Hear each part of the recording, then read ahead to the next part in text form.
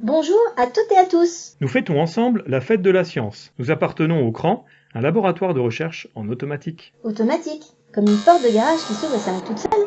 Oui, mais pas que. L'automatique, c'est la science qui étudie les systèmes bouclés, qu'ils soient artificiels ou naturels. Un système est bouclé lorsque ses composants échangent de l'information en formant une boucle fermée. On parle de boucle cybernétique. Et dans cette vidéo, nous allons vous montrer comment ce bouclage permet à un petit robot de tenir en équilibre sur seulement 2 roues. Le problème, si on place le robot à la verticale, il finit toujours par tomber, il ne tient pas tout seul. Oui, dans cette position, l'équilibre est instable. Le moindre petit écart a tendance à augmenter, ce qui finit par causer sa chute. Impossible de le placer parfaitement. Et encore moins de le faire se déplacer comme ça. J'ai une idée. Le robot devrait utiliser ses moteurs pour tenir en équilibre. Voyons comment il pourrait faire. Lorsque le robot penche vers l'avant, il doit avancer pour retrouver l'équilibre. Et il doit reculer lorsqu'il penche vers l'arrière. Si je représente la position du robot, on voit que les moteurs vont pouvoir influer dessus. Mais comment le robot va-t-il savoir s'il penche? Pour ça, pas de miracle. Il va avoir besoin d'un capteur.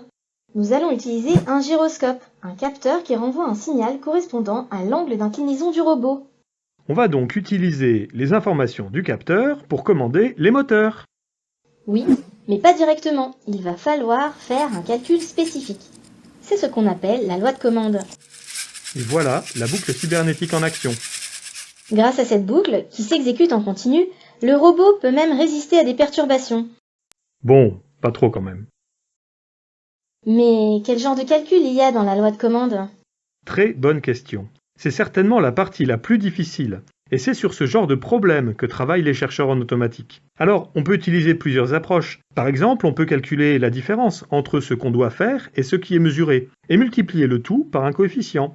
Ah oui, on retrouve ce qu'on avait dit. Plus l'inclinaison est forte, plus il faut avancer vite. Mais pour notre robot, c'est un peu plus compliqué. Et puis, il faut bien choisir les valeurs des coefficients, sinon...